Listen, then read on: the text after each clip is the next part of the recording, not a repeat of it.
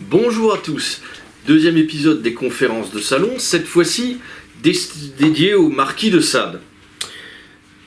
Mon intervention porte donc sur Donatien Alphonse François, marquis de Sade, et s'intitule « L'apprentissage du mal dans l'œuvre de Sade ». Deux remarques préliminaires. Tout d'abord, qu'est-ce que le mal si on le définit en des termes simples et utilisables pour l'intégralité de la démarche philosophique? Ce qui est mal, ou de son adjectif mauvais, et ce qui est défavorable, un échec dans un ordre de finalité qui est sujet à désapprobation parce que inadapté.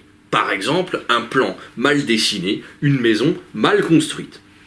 Si j'élargis encore davantage, ce qui est mal est ce qui est injuste ou qui s'inscrit en tort. Le mal est en fait soit métaphysique, soit physique, soit moral. Je m'explique. Le mal métaphysique réside dans la simple imperfection, le mal physique dans la souffrance, et le mal moral dans le péché. C'est plus particulièrement le mal moral qui va nous intéresser, en tant que péché par rapport à la croyance religieuse, mais plus généralement comme désobéissance à ce que préconise la morale dans une société donnée. Faire le mal, c'est donc transgresser un ensemble de lois, de normes et de valeurs qui devraient être respectées par tous. Deuxième remarque, pourquoi l'apprentissage du mal chez Sade? Eh bien, parce que l'intégralité de l'œuvre a une vocation initiatique, où Sade explique, de par son point de vue de philosophe matérialiste et subjectiviste, en quoi il est tout à fait concevable de faire le mal et comment faire pour progresser en la matière. À chaque fois que j'évoque le nom de Sade, la première réaction à laquelle j'ai droit est un sourire entendu. D'une certaine manière, mes interlocuteurs spécialistes ou profanes me disent « S'il y a un auteur maléfique ou en phase avec le mal, c'est bien Sade ».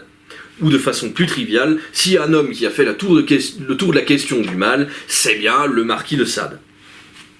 Je me suis donc très vite retrouvé devant une évidence. L'ensemble des écrits du dit marquis traitent de la question du mal, de sa pratique et de son enseignement.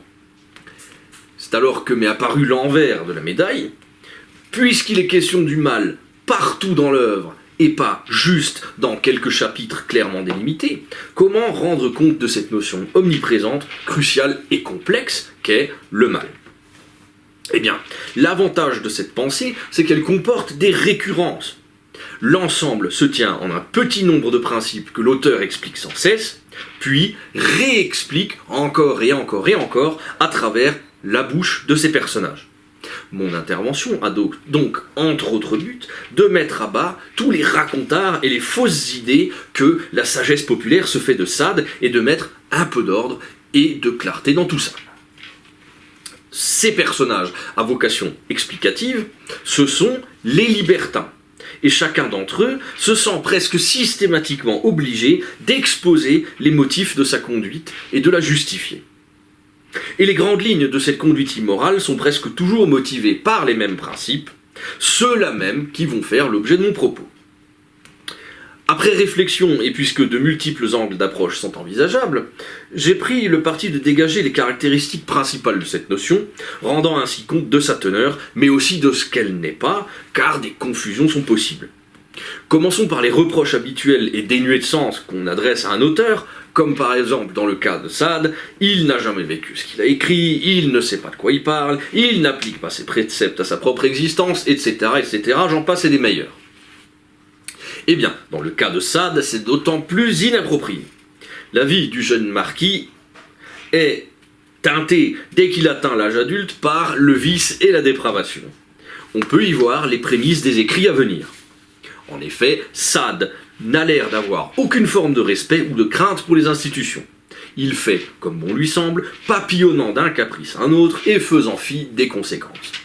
La visée de mes remarques d'ordre biographique n'est pas d'aboutir à un quelconque psychologisme, parce que ça donne invariablement des relations de fait à écriture et des inférences, des fausses conclusions, fades et inutiles. Il est néanmoins vrai que Sade a donné naissance à la notion de sadisme et que de nos jours il serait traité comme un homme atteint de maladie mentale. C'est d'ailleurs ce qu'écrivait déjà à son sujet son officier supérieur lors de son bref passage dans l'armée dans sa note de service, je cite, « brillant mais fort dérangé ». Saad, de par sa conduite, va se mettre à dos sa famille, et la société ne tardera pas à le voir comme un marginal instable, indigne de confiance, à la limite du dangereux. Pensant calmer ses ardeurs destructrices, son père chercha à le marier. Mais ceci ne fut pas chose aisée en raison de sa réputation déjà fermement établie. Et lorsque ce fut enfin fait, il s'avéra rapidement que cela n'altérait en rien la conduite du marquis. Bien qu'il affirmât avoir des sentiments pour son épouse, qui elle lui resta fidèle et dévouée toute sa vie, Saad continua sur sa lancée. Dans son œuvre, le mariage est une affaire d'intérêt et non d'amour, et ne doit surtout pas imposer la fidélité à celui qui s'engage. On retrouve certains préceptes du Don Juan de Molière dans l'approche sadienne, mais en plus exacerbée. La seule chose dont il faut se préoccuper en toutes circonstances, c'est de satisfaire ses passions, peu importe les conséquences pour autrui. Mentir n'est pas un problème, c'est même recommandé pour se prémunir des retombées éventuelles de nos actes. Il s'inscrit donc en véritable némésis de Kant avec sa loi morale. Ici, on voit bien que c'est totalement futile. Saad est averti plusieurs fois par les autorités et finalement assigné à résidence. Il s'évade en plus en se déguisant en religieux. Pris, repris, réarrêté plus tard avec des prostituées qu'il avait au préalable droguées, il dépasse les bornes pour de bon et se fait emprisonner par lettre de cachet. Il reste en prison durant 27 années, fait même un séjour à la Bastille avant d'être transféré chez les fous où on le regarde comme une curiosité rendue inoffensive. C'est l'emprisonnement qui a permis à Saad de devenir l'auteur que nous connaissons, puisque c'est là qu'il commence à écrire. Il se réclamera toujours philosophe et non pas écrivain. Je laisse là mon propos introductif et je commence à travailler au corps la notion de mal dans les écrits de Saad. Tout d'abord, il faut bien comprendre que ce que Saad dépeint dans son œuvre n'est pas une invitation à imiter ses personnages à l'identique. Et j'insiste lourdement sur ce point, Saad ne dit pas « faites le mal ». Il dit que chaque homme doit s'interroger et agir en accord avec ce que la nature a placé en lui. La nature place en chacun des dispositions au bien ou au mal, et l'essentiel est de suivre ce qui est déjà en nous pour ne pas regretter chaque soir ce que nous avons fait le matin même. C'est là le propre d'un individu faible. Qui plus est, une société composée entièrement d'hommes à l'image des libertins de Saad s'effondrerait d'elle-même très rapidement. Il ne serait pas possible d'accorder sa confiance ou même de tourner le dos de peur qu'on attente à notre vie. La majorité des hommes est fort heureusement tournée vers le bien ou la vertu. La carrière du vice, du mal, de la dépravation, du libertinage ne s'adresse qu'à une petite minorité. D'après Saad, la nature, en plaçant des tendances diverses en chaque homme, autorégule un rapport de force harmonieux entre le bien et le mal. Attention à ne pas parler d'équilibre pour ne pas sombrer dans un manichéisme inadapté. Selon Saad, la nature crée des individus selon des besoins précis. Les hommes bons doivent tenter, autant que possible, d'éviter les hommes mauvais. A l'inverse, les hommes mauvais ont besoin d'un grand nombre d'hommes bons pour tenter de les duper et de jouir de leurs crimes. La morale sociétaire est la première chose dont le libertin se défait. Il n'est plus question du tout de morale, mais juste de nature. Je le formule autrement, être en adéquation avec soi-même, c'est accepter d'endosser le rôle que la nature a choisi pour nous. C'est parce que la nature a besoin de tel ou tel spécimen d'être humain avec un type de comportement précis qu'elle le crée. Certains sont donc naturellement vertueux, d'autres vicieux. Il y a aussi une gradation dans cette vertu ou ce vice. Si la vertu s'éduque avec la pratique, il en va de même pour le vice. D'où la formule de Saad assez fréquente, je cite, « embrasser la carrière du vice ». Le jeune libertin inexpérimenté aura un comportement déviant, mais à la limite de l'acceptable, tandis que le vieux libertin endurci aura des pratiques insoutenables et plus une once de pitié en lui, comme dans les 120 jours de Sodome pour ceux qui ont lu le livre ou vu le film de Pasolini. La vertu peut se définir comme une douceur ambiante, une continuité prévisible, de la modération, de la normalité. Le vice est l'excès, la violence, la destruction, la pulsion subite et imprévisible. C'est une énergie en chacun qu'il convient de canaliser, soit petit à petit et modérément, soit brutalement et sans concession. Les libertins pratiquent le mal en dissimulant leurs intentions. Lorsqu'ils sont sûrs de ne pas être découverts, ils explosent en des crises de rage qu'on pourrait qualifier de libidinales, comme une éruption volcanique.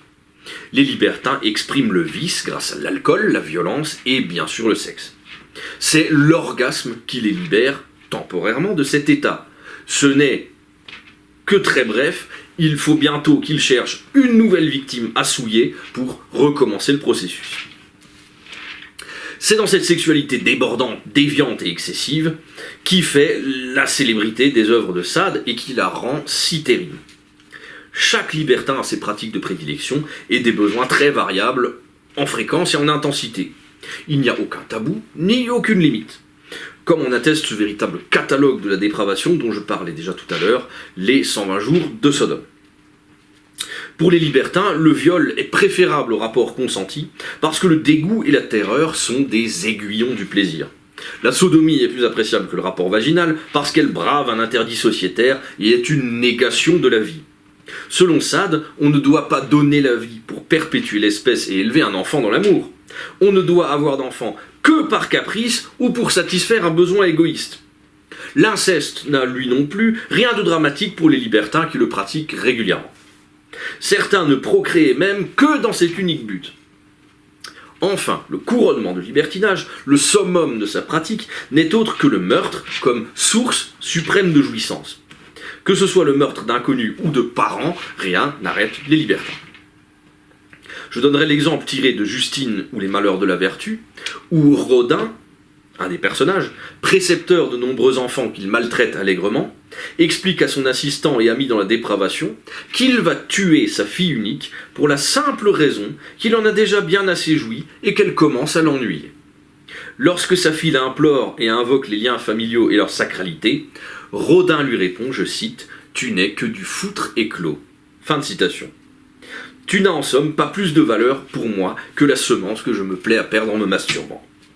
Ce qui m'amène à la caractéristique suivante de la pratique du mal chez les libertins de Sade, à savoir l'absence totale d'empathie.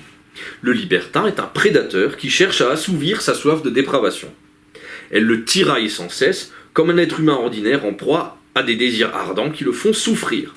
Il peut pratiquer des rapports sexuels ou des orgies avec d'autres libertins consentants, mais la plupart du temps, il s'en prendra à quelqu'un qui n'a rien demandé et qui deviendra en fait sa victime. Cette victime est soit une prostituée, soit quelqu'un de vulnérable qui a eu le malheur de croiser sa route. Dans l'acte de dépravation sexuelle se crée invariablement un rapport de domination. Le libertin ordonne, la victime obéit et subit, je cite, « Il fallut obéir ». Ce type de formulation apparaît tant et plus régulièrement dans l'œuvre.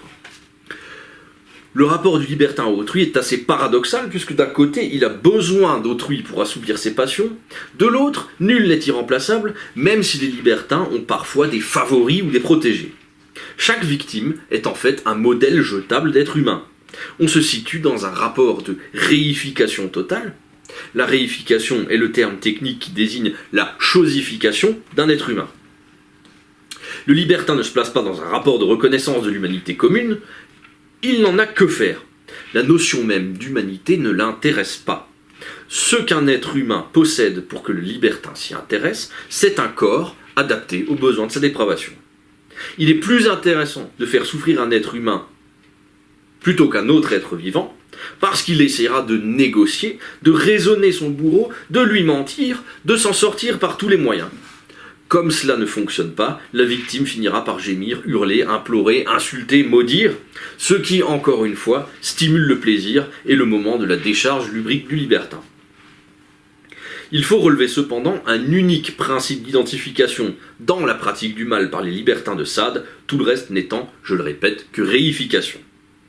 Je fais allusion au principe de reconnaissance entre les libertins, qui se reconnaissent entre eux comme s'ils appartenaient à la même espèce. C'est un peu comme s'ils formaient une sous-branche de l'humanité liée par la dépravation. Les rapports que les libertins entretiennent entre eux sont d'ailleurs assez particuliers. J'y consacre donc un moment pour rendre compte de leur teneur. D'abord, il y a le rapport initiatique entre le libertin aguerri et le libertin novice, apprenti, qui souhaite faire carrière dans le vice et dans lequel, fatalement, on a senti un potentiel. C'est la thématique de la philosophie dans le boudoir, où l'adolescente qui souhaite apprendre arrive encore chaste physiquement, mais se trouve déjà dans une disposition d'esprit propre à la dépravation. Ensuite, le geste et la parole s'associent, comme presque toujours chez Sade. Le libertin consomme charnellement et prodigue des leçons, explique ce qui le pousse à agir de la sorte. Il faut à peine une journée pour transformer Eugénie en libertine. Elle se présente innocente le matin et se retrouve corrompue et déviergée de tous côtés le soir même. Son rite initiatique s'achève par le meurtre organisé de sa mère. Deuxième point à noter sur les rapports entre libertins, il y a entre eux une forme d'amitié, mais qui n'en est vraiment pas une. Un libertin ne pourra être l'ami que d'un autre libertin, mais il vaut mieux parler de complicité, comme dans le crime, que d'amitié. En effet, pour tout ce qui régit leurs existences, les libertins ne prennent dans l'amitié que ce qui est avantageux, à savoir l'amusement et la dépravation. Si un libertin se fait reprendre l'expression consacrée n'en est pas... Si un libertin se fait prendre, il est très peu probable que ses amis libertins lui viennent en aide. Il dirait qu'il a été imprudent et qu'il doit donc s'en sortir par lui-même. La société des amis du crime, pour reprendre l'expression consacrée, n'en est en fait pas une. Enfin, les rapports entre libertins s'inscrivent dans un rapport de force. Si l'équilibre de la dépravation est conservé, alors tout se maintient et se poursuit. Mais si par malheur un des libertins défaille et commence à se raccrocher à la morale, il change de statut. Il y a en fait un glissement qui s'opère. Il passe du stade de libertin de force égale, donc dangereux ou intouchable, à celui de victime potentielle. Dans la philosophie dans le boudoir, le chevalier s'en sort indemne, on le laisse prendre congé. Mais dans l'histoire de Juliette, les libertins qui remettent les pieds sur terre à ceux qui ont prévu d'emprisonner toute la population et de massacrer à grande échelle, en proie au délire le plus complet, se font torturer et tuer. Cela s'explique par le fait que le degré d'intensité de leur dépravation n'était pas assez élevé comparé à celui des autres libertins présents. On notera que dans cette hiérarchie des libertins, il y a invariablement une foule d'hommes de main, de simples exécutants sans instruction qui se rangent du côté d'un maître et deviennent le prolongement physique et violent de sa volonté capricieuse et dépravée. Il me reste encore plusieurs points à aborder. Je laisse ici la thématique des relations entre libertins pour me consacrer à la question de la différence homme-femme dans la pratique du mal chez Sade. On pourrait tergiverser longuement sur le machisme de l'auteur, mais je pense qu'on serait dans l'erreur. Il propose une vision de la femme très originale et en fait unique. Le marquis est bien évidemment un homme de son époque, mais dans l'ensemble de ses écrits, cette réflexion initiale sonne terriblement creux. Disons que Sade est conscient de la société patriarcale du XVIIIe siècle dans laquelle il vit, et donc des possibilités des femmes par rapport à celles des hommes. Il ne préconise pour les femmes ni vertu ni obéissance, pas du tout. Il les encourage à être aussi libertines et dépravées que les hommes. Le mariage ne veut pas dire fidélité pour la femme. Il signifie seulement oublier la jalousie et se donner à chacun un espace privé dédié au libertinage. Les sentiments au sein du couple sont possibles, mais strictement facultatifs. Une femme qui n'aime pas son époux ferait tout aussi bien de le supprimer pour hériter de sa fortune dans le veuvage, a fortiori si le gêneur a en plus le malheur d'être vertueux. Sade préconise en fait à travers le rejet de la maternité et de l'obéissance une forme de parité entre l'homme et la femme. Je ne parle pas d'égalité parce qu'elle est presque toujours illusoire, en particulier chez Sade pour qui les lois en vigueur sont celles du plus fort, du plus rusé et du plus vicieux. Chaque sexe a ses forces et faiblesses et doit chercher à abuser au mieux de son prochain. Voilà la leçon sadienne. Les libertins sont toujours dans une logique de tromperie de la société pour œuvrer dans l'ombre. Les hommes peuvent donc user de la force physique, de la possibilité d'être chef de famille dans une société patriarcale et de la possibilité d'exercer des métiers d'influence. Les femmes se serviront plus généralement de la douceur feinte, du charme, des promesses sexuelles, de cette tendresse propre à la mère, et qui est dans ce cas totalement trompeuse. Sade appelle la femme à une libération par la dépravation. À chacune de celles qui souhaitent pratiquer le vice incombe de s'en donner les moyens. Il me reste 3 points à aborder et non des moindres. Le premier d'entre eux est l'argent. Qu'en est-il de la possession ou non de richesses dans la pratique du mal selon Sade ? On pourrait s'en tenir à des observations très basiques et marteler qu'avoir de l'argent donne plus d'opportunités. C'est effectivement une des réponses qu'on pourrait placer dans la bouche des libertins. C'est parce que j'en avais les moyens que j'ai été tellement dépravé. Il faut donc affiner au préalable notre propos et dire que le libertin cherche à associer l'argent avec la position sociale pour exercer plus de pouvoir sur autrui en toute impunité. Une fois encore, exercer un pouvoir sur autrui revient à dire réifier, chosifier le plus d'individus possible, sans aucune crainte des conséquences, parce que le réseau social permet de s'en prémunir, grâce aux rabatteurs, aux hommes de main, aux connaissances haut placées, aux mères maquerelles, etc., etc. La question qui au final voit le jour est la suivante. Est-ce que la modeste condition ou l'absence d'argent empêche un individu d'embrasser la carrière du vice ? La réponse est non. L'argent donne des facilités, mais un libertin peut se satisfaire d'une condition modeste pour faire le mal. On pourrait comparer la zone d'influence et le réseau social d'un libertin à une toile d'araignée. Chaque libertin attrape et exerce sa dépravation sur les proies qui passent à sa portée. Au vu de cette manière de rassasier leur appétit, on pourrait même éventuellement les taxer de vampirisme.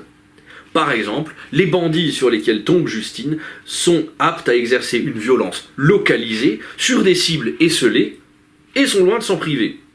Le jeune homme qui abuse de Justine attend qu'elle lui vienne en aide pour ensuite se retourner contre elle.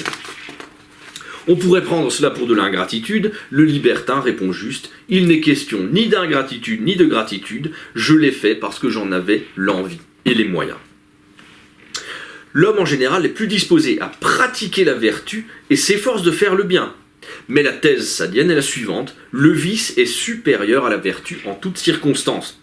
Je citerai tout simplement l'histoire des 2 sœurs, Justine ou les malheurs de la vertu, et Juliette ou les prospérités du vice, où Sade s'acharne à faire triompher le vice et à sanctionner la vertu. Second point sur les 3 qu'il me reste à exposer, la religion et le rapport de Sade à Dieu. Voilà encore un aspect radical, pour ne pas changer, de l'œuvre de l'auteur.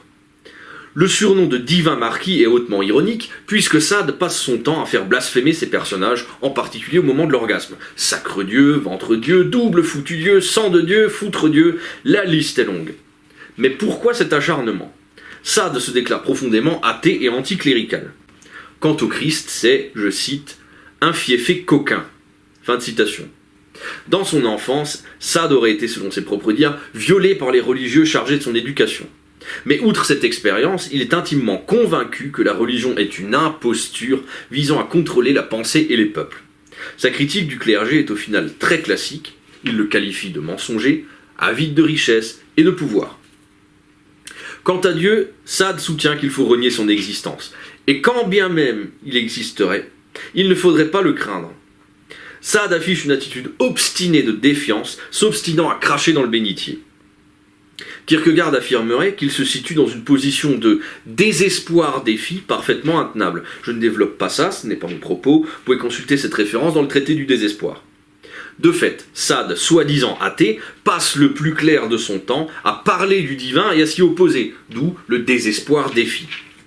C'est là un des fondements de tout son travail d'écriture. La nature se substitue à Dieu, et puisqu'il n'est pas question d'immortalité de l'âme, pourquoi ne pas jouir dès que possible d'absolument tout ce qui est en notre pouvoir ? Ce qui m'amène au dernier point de mon intervention, tournant autour de la notion de justice et de révolte. Pour Sade, puisque tout est dans la nature, il n'est pas question de justice légitime ou de juste retour des choses, mais comme je l'avais mentionné précédemment, juste de la loi du plus fort ou du plus vicieux. Un tribunal s'arroge des droits qu'il ne devrait pas détenir. La loi du talion, œil pour œil, dent pour dent, n'a pas cours non plus. Libre à chacun de se venger ou non, si tant est que la notion de vengeance conserve encore un sens. On observe cependant le caractère foncièrement révolutionnaire de Sade. Ce désir de révolution se traduit avant tout par l'abolition du clergé et de la croyance en Dieu. Ensuite, il faudrait restituer à chacun le libre arbitre le plus total. Cela dit, l'abolition des privilèges et des inégalités de richesse est moins importante pour le marquis. Il faut même la préserver comme un prolongement de la nature. Il n'y a pas de prédestination, mais un besoin d'inégalité sociale. Sade écrit que dès son plus jeune âge et grâce à son rang, il a le sentiment que tout lui est dû. La seule justice efficiente ne serait pas celle des hommes, mais celle qui s'applique à chaque individu, suivant une volonté personnelle qui n'a pour autre fondement qu'elle-même son bon vouloir du moment. Puisqu'il n'y a pas de Dieu chez Sade, ni d'immortalité de l'âme, il n'y a aucune raison de craindre la justice divine ou le jugement dernier. La mort est juste l'arrêt de la perception et une énergie qui se recycle. Il n'est pas non plus question de réincarnation, juste un retour à la terre de l'énergie contenue dans le corps d'un individu. Sade, au crépuscule de sa vie, sera libéré pour qu'il puisse mourir selon sa volonté. Il souhaite être enterré dans la terre d'un de ses anciens domaines, avec la garantie et la satisfaction qu'il ne restera rien de son corps et de son esprit, qu'il sera voué à l'oubli, ce qui le satisfait pleinement. Bien sûr, ce ne sera pas le cas, puisque la postérité en a retenu bien des choses. Je conclurai mon propos autour d'une notion qui résume la pratique du mal dans l'attitude des libertins de Sade. Je veux parler bien sûr de solipsisme, cette fois-ci un solipsisme psychologique, soit un égoïsme absolu et un repli sur soi presque intégral ou intégral. Sade ne cherche pas à s'en défaire, comme l'exigerait la tradition philosophique classique. Il ne voit pas le solipsisme comme un écueil, c'est même la bonne marche à suivre pour les hommes. Le libertin agit non pas comme si le monde en dehors de lui n'existait pas, mais comme si rien en dehors de sa personne et de sa volonté n'avait d'importance. Autrui et le monde ne sont rien d'autre que de possibles objets de jouissance. On atteint le paroxysme de l'égoïsme et de la férocité sans concession dans un rapport de prédation au monde. Je vous remercie.